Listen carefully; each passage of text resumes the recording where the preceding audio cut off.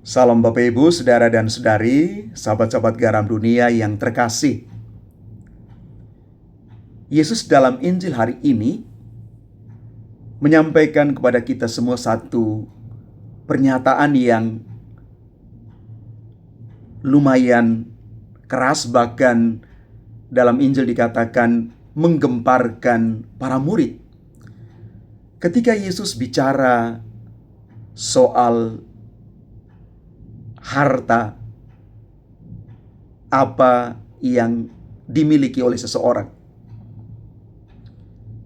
Yesus mengatakan betapa sulitnya seorang kaya itu masuk ke dalam kerajaan surga.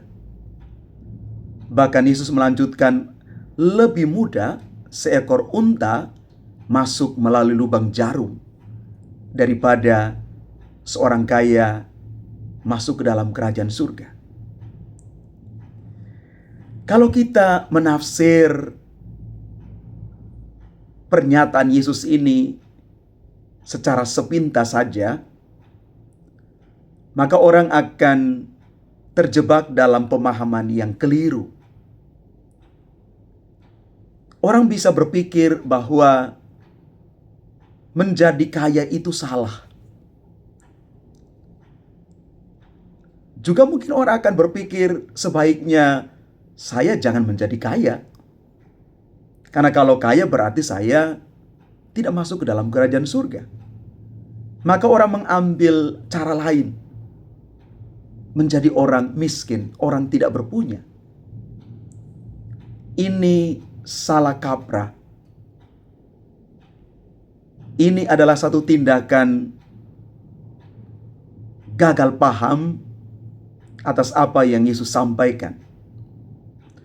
Maka kita perlu membaca seluruh teks Injil ini supaya menemukan titik terang permenungan dari apa yang Yesus sampaikan.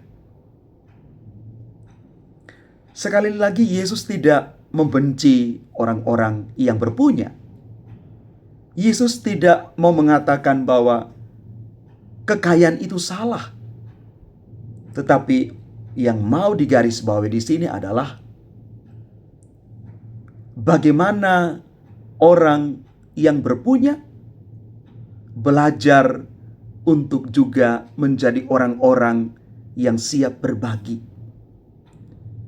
Menjadi orang yang bersolidar dengan orang lain. Ketika seseorang diberi banyak, maka dia siap juga untuk berbagi dengan orang lain. Dia tidak hidup untuk dirinya sendiri. Kerajaan Allah, hidup kekal yang Tuhan janjikan, setiap orang akan menerima berdasarkan apa yang dia lakukan selama hidup di dunia ini. Jadi bukan soal perkara orang kaya atau miskin, berpunya atau kurang berpunya. Tetapi ada niat dalam diri, ada komitmen dalam diri untuk rela berbagi. Untuk siap juga melayani orang lain dengan apa yang dia punya. Dan mari kita melihat juga dalam konteks lain. Ada orang yang mengatakan, saya belum bisa berbagi karena saya juga masih merasa kekurangan. Saya belum bisa bersolidar dengan orang lain karena saya juga tidak punya. Bapak Ibu, kita ini adalah anak-anak Tuhan yang memberikan berkat-berkat luar biasa untuk kita. Maka jangan pernah mengatakan saya tidak punya apa-apa. Apa benar saya dan Anda sebagai pengikut Kristus tidak punya apa-apa? Apa benar saya sekali lagi tidak punya apa-apa?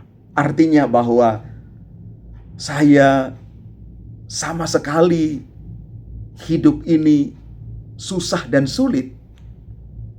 Bapak Ibu, jangan mengecilkan diri kita sendiri. Jangan mengkerdilkan diri dan hidup iman kita.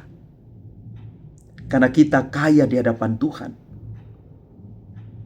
Dengan tangan kita ini, dengan pikiran kita ini, dengan niat dan komitmen diri kita ini, kita bisa berjuang dengan apa yang kita punya untuk makin menjadikan diri kita ini berharga di hadapan Tuhan dan sesama. Jadi jangan pernah mengatakan saya tidak punya apa-apa. Maka tugas kita adalah dengan apa yang saya punya, saya siap juga melayani.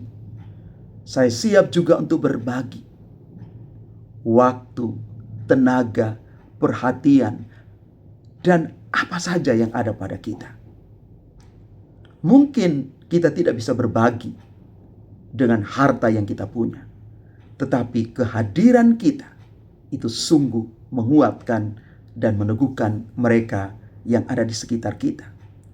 Dan bagi mereka yang berpunya, mari gunakan apa yang kita punya ini bukan untuk diri kita sendiri, tetapi kita rela juga berbagi dengan mereka yang hari-hari ini sangat membutuhkan bantuan kita. Dengan demikian Bapak Ibu, kita sungguh kaya di hadapan Tuhan dan sesama. Bapak Ibu, kita tidak hidup untuk diri kita sendiri. Maka mari kita juga bersolidar dengan orang lain.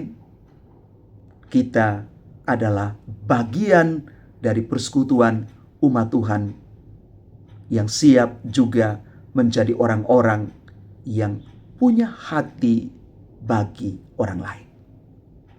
Tuhan memberkati kita sekalian. Amin.